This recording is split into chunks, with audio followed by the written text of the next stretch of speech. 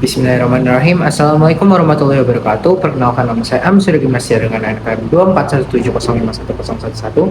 Di sini saya akan menjelaskan tentang hasil UTP kecerdasan buatan AI saya yang mengerjakan analisis dataset mengenai penyakit diabetes yang indikasi penyakit diabetes pada ibu-ibu yang berumur 21 dengan etnis India. Nah, di sini saya mengambil dataset itu dari Kaggle. Nah, saya akan bacakan dulu analisis datasetnya. Dataset ini berasal dari National Institute of Diabetes and Digestive and Kidney Disease yang kemudian dipublikasikan secara open source melalui platform Kaggle dan dapat diakses melalui link ini. Nah, jadi kalau misalnya kita masuk ke link ini, dia bakal masuk ke sini. Jadi ini webnya. Nah, dataset ini yang tadi saya bilang, jadi dia ada banyak fitur, teman-teman. Fiturnya itu satu, pregnancies, kehamilan, glucose, kadar gula darah, blood pressure, tekanan darah, skin thickness, ketebalan kulit, insulin, yang paling utama, BMI body mass index, habis itu ada diabetes pedigree function, sama age. Terus juga dia ada satu fitur, satu label, bukan fitur, satu label, yaitu outcome. Nah, sedangkan saya ini kan mau clustering karena saya NPM ganjil. Jadi nanti outcome ini dia bakal di drop sehingga hasilnya bisa saya pakai untuk clustering. Oke, di sini gambaran umum isi datasetnya itu berisi data medis pasien yang digunakan untuk memprediksi apakah seseorang menderita diabetes berdasarkan beberapa pengukuran kesehatan. Dataset ini memiliki beberapa batasan, yaitu seluruh data berasal dari pasien perempuan berusia minimal 21 tahun dengan latar belakang keturunan Pima Indian. Seperti yang saya jelaskan di awal tadi. Dataset juga terdiri dari atas sejumlah variabel prediktor, fitur, serta satu variabel target atau outcome. Nah, nanti variabel outcome ini kita bakal drop. Nah, fitur dan labelnya sudah saya bahas tadi. Nah, lanjut ke studi kasus. Studi kasusnya ini adalah, dalam penelitian ini adalah melakukan pengelompokan pasien berdasarkan kondisi kesehatan mereka dengan menggunakan data medis yang tersedia. Pengelompokan ini bertujuan untuk menentukan pola atau kelompok pasien yang memiliki karakteristik serupa, seperti kelompok dengan kondisi kesehatan yang relatif baik hingga kelompok dengan potensi risiko diabetes yang lebih tinggi. Tujuan dari penelitian ini adalah menerapkan metode clustering menggunakan algoritma K-means yang dioptimasi dengan genetic algorithm untuk menentukan jumlah klaster terbaik. Selain itu, penelitian ini bertujuan untuk mengidentifikasi pola yang tersembunyi dalam data pasien menggunakan label outcome, sehingga dapat memberikan insight terkait pengelompokan risiko kesehatan pasien secara lebih objektif. Serta pada penelitian ini, pendekatan yang digunakan adalah unsupervised learning, sehingga variabel target outcome kita akan drop dan tidak digunakan proses pemodelan dan akan dihapus pada tahap preprocessing. Permasalahan utama yang ingin diselesaikan adalah bagaimana mengelompokkan pasien berdasarkan kemiripan kondisi kesehatan menggunakan fitur-fitur numerik yang tersedia, serta bagaimana GA dapat membantu dalam mengoptimasi parameter clustering agar menghasilkan pengelompokan yang lebih optimal. Oke, mari kita mulai dari import library terlebih dahulu. Import library. Jadi pada tahap ini saya melakukan import beberapa library yang digunakan dalam proses analisis data, visualisasi, serta pembuatan model clustering. Library yang pertama ada Pandas. Pandas ini digunakan untuk membaca dataset dan mengolah dataset. Yang ini. Lalu ada NumPy untuk perhitungan numeriknya dan Matplotlib untuk memvisualisasikan data seperti grafik dan heatmap guna membantu memahami pola dalam dataset. Jadi Matplotlib ini bareng sama Seaborn yang di sini.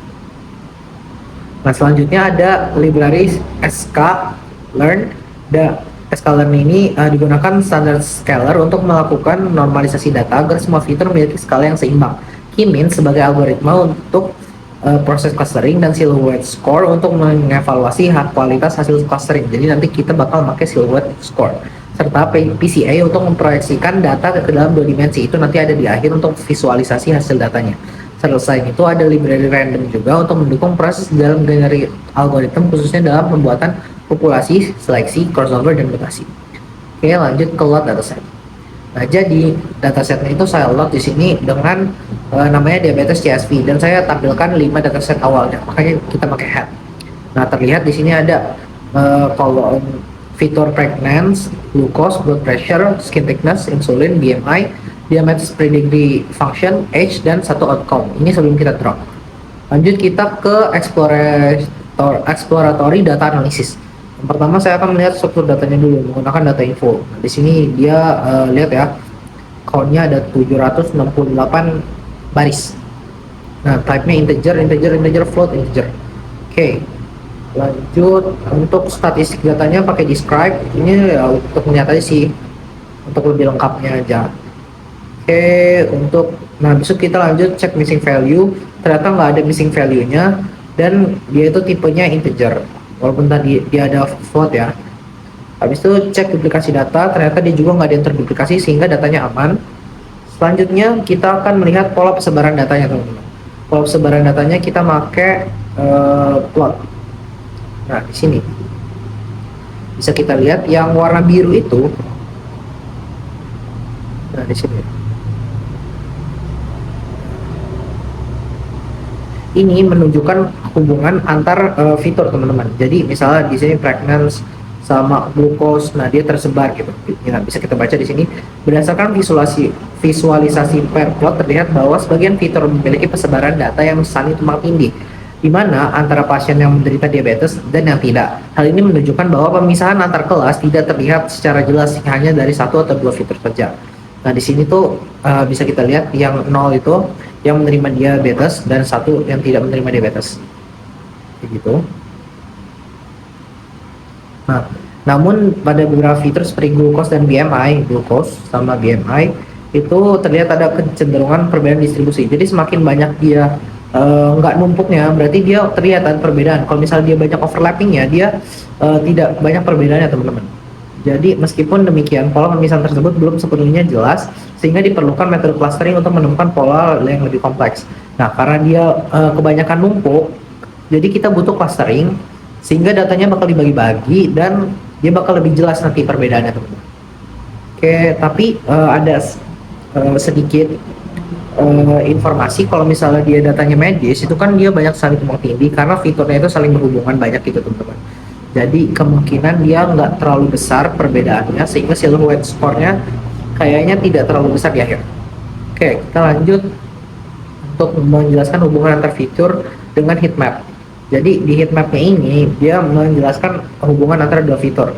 Nah semakin dia menuju angka, dia mentoknya itu di angka 1 dan di angka -1. Kalau misalnya dia 1 itu berarti menunjukkan korelasi positif dan negatif itu dia menunjukkan korelasi negatif, dan kalau misalnya dia menyentuh angka 0 itu dia menunjukkan tidak ada korelasi sama sekali. Nah, contohnya di sini yang paling besar itu antara age dan pregnancy kan. Buat positifnya dia ada 0,54. Nah, jadi dia age sama pregnancy sini dia merupakan dua fitur yang saling berhubungan erat dalam menentukan seorang itu diabetes atau enggak. So, ada insulin juga nih, kan insulin lumayan tinggi ya untuk semuanya nih, apalagi insulin dan glukos dia di 0,33. Nah, penjelasannya berdasarkan hasil visualisasi heatmap terlihat bahwa sebagian besar fitur memiliki tingkat korelasi yang rendah hingga sedang. Hal ini menunjukkan bahwa tidak terdapat hubungan yang terlalu kuat antar fitur sehingga masing-masing fitur masih memberikan informasi yang berbeda dalam proses analisis. Beberapa fitur menunjukkan korelasi yang cukup tinggi seperti hubungan antara variabel yang saya bilang tadi. Oleh karena itu semua fitur numerik masih relevan untuk digunakan dalam proses clustering. Kita mau cek ini proses apa. Kita lanjut ke tahap kedua, tahap selanjutnya yaitu pre-processing data. Jadi pada tahap pre-processing data ini kita akan mempersiapkan data yang sebelumnya digunakan dalam proses clustering. Langkah pertama adalah kita menghapus dulu label yang fitur tadi, target, itu outcome. Jadi kita kan nggak pakai karena kita unsupervised, karena kita clustering. Nah selanjutnya kita bakal ngelakuin normalisasi data dengan kayak gini. Jadi kan ini kan hasilnya DF, kita simpan dalam X buat modeling nantinya, buat sampel. Kolom outcome dihapus karena merupakan variabel target. Habis itu normalisasi dilakukan menggunakan standard scaler untuk mengubah skala data sehingga memiliki rata-rata 0 dan standar deviasi 1. Karena key means-nya itu sensitif terhadap data, teman-teman. Oke, lanjut ke yang paling inti yaitu implementasi genetic algorithm. Pada tahap ini yang digunakan GA untuk mengoptimasi parameter dalam proses clustering, yaitu menentukan jumlah kasur terbaik pada algoritma key means. Genetic algorithm bekerja dengan meniru proses evolusi biologis. Jadi di sini ada beberapa tahapan. Yang pertama itu ada inisialisasi populasi. Di tahap ini kita membuat populasinya itu sebanyak 10 klaster. Pada tahap ini dibuat sejumlah solusi awal secara acak, makanya dia pakai random tadi di ininya import setiap nilai dalam populasi merepresentasikan kandidat solusi yang akan dievaluasi. Selanjutnya kita akan melakukan pembuatan fungsi fitness, yaitu di mana setiap individu nilai K itu adalah kromosom, dievaluasi menggunakan fungsi fitness yaitu silhouette score. Jadi fungsi fitness ini buat menghitung silhouette score yang kita mulai. Nah, ini digunakan untuk mengukur kualitas hasil clustering, di mana semakin tinggi nilainya, semakin baik pemisahan clusternya. Semakin dia mendekati 1, semakin baik dia nanti. Lanjut, kita ada seleksi. Seleksi ini dalam individu dengan nilai fitness terbaik untuk dipilih untuk dipertahankan. Proses ini bertujuan untuk memastikan hanya solusi yang berkualitas yang digunakan dalam pembentukan generasi berikutnya. Oke, ada crossover, yaitu di mana dua individu dari populasi digabungkan untuk menghasilkan individu baru. Proses ini digunakan untuk mengkombinasikan karakteristik dari solusi yang sudah baik agar diperoleh solusi yang lebih optimal. Lanjut, ada mutasi, yaitu beberapa individu diubah secara acak dengan probabilitas tertentu.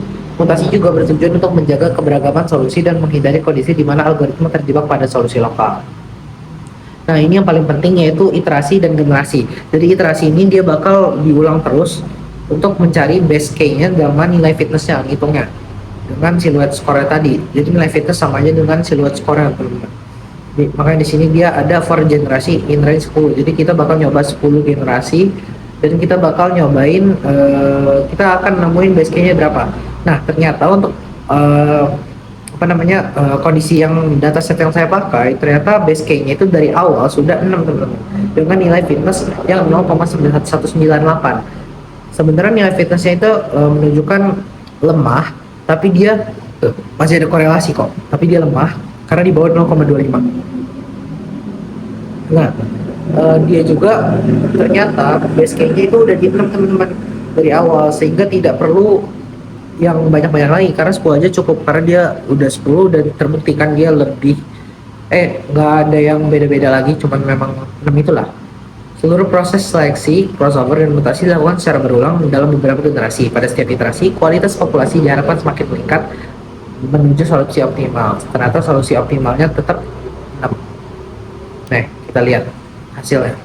Setelah seluruh generasi selesai, dipilih individu dengan nilai fitness tertinggi sebagai solusi terbaik, yaitu jumlah cluster K yang optimal untuk digunakan pada algoritma K-means yang nantinya kita akan lakukan. Nilai K terbaik yang dihasilkan genetik algoritma adalah 6. Dan nilai tersebut konsisten pada setiap generasi. Hal ini menunjukkan bahwa algoritma telah menemukan solusi optimal sejak awal dan tidak mengalami perubahan signifikan pada generasi berikutnya. Oke, lanjut ke implementasi model clustering K-means. Nah, di sini pada tahap ini pembuatan model clustering menggunakan algoritma K-means dengan jumlah cluster terbaik atau base K yang diperoleh dari JA tadi. Model ini kemudian diterapkan pada data yang di pre-processing X tadi untuk menghasilkan label cluster pada setiap data. Oke, kita lihat pembuatan modelnya di sini, K-means-nya, habis itu melakukan clustering dan menambah hasil clustering ke dataset. Nah, ini terlihat ya. Jadi ada 5 cluster di sini. Oke, ada 6 cluster. 3. Karena dia pakai head ya kan. Nah, jadi jumlah cluster kita bentuk ada 6. Nah, evaluasi model. Pada tahap ini dilakukan evaluasi model terhadap hasil clustering menggunakan silhouette score. Nah, jadi kita hitung silhouette score-nya, ternyata dia hasilnya sama kayak tadi fungsi fitness. Silhouette score dihitung menggunakan data yang telah dinormalisasi X-scale dan label yang hasil clustering. Nilai ini berada rentang min 1 hingga 1, di mana semakin mendekati 1 menunjukkan kualitas clustering yang semakin baik. Nah, visualisasi hasilnya ini yang terakhir, dia konstan ya teman-teman, ada di 6. Dia di 0,198, makanya dia flat gitu. Karena kebetulan di data saya ini dia dari awal base K-nya emang 6, jadi dia silhouette score-nya bakal tetap terus di sini. Grafik ini fungsinya untuk melihat perkembangan kualitas solusi fitness dari masing-masing cluster dari generasi ke tiap generasi, kan ada 10 generasi kan. Oke, hasil akhir modelnya untuk cluster 1 itu berisi 314 datanya, dan ini menunjukkan beberapa ketimpangan ya teman-teman.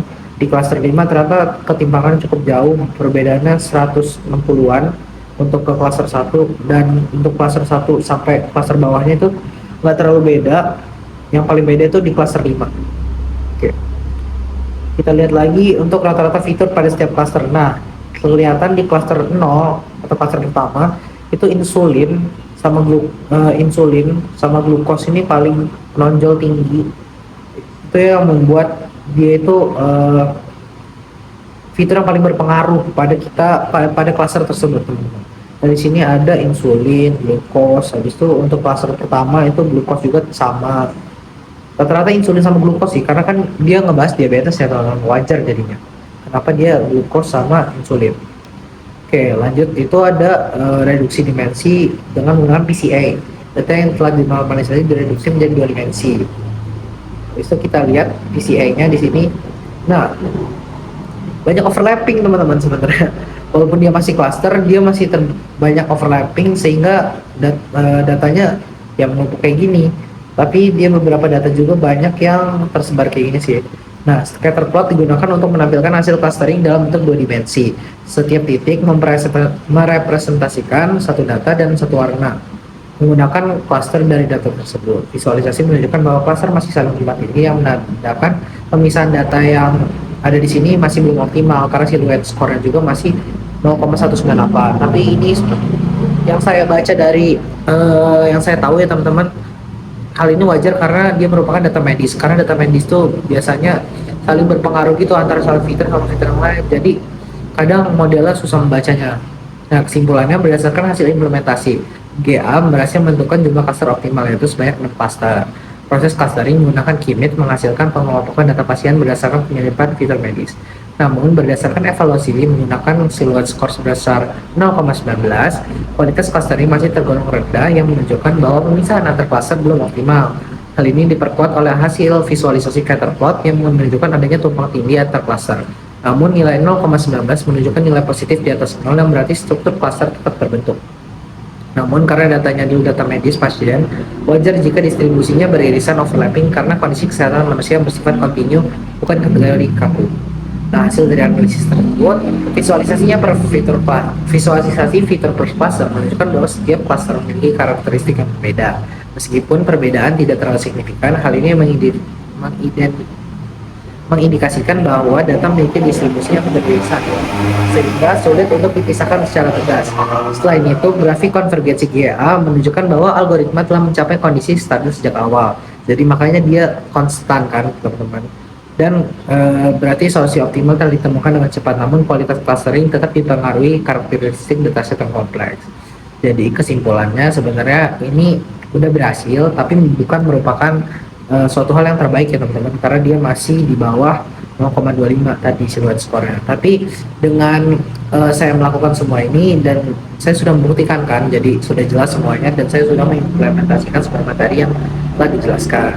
Jadi mungkin cukup sekian penjelasan dari UTP AI saya, kurang lebihnya mohon maaf. Terima kasih dan wassalamualaikum warahmatullahi wabarakatuh.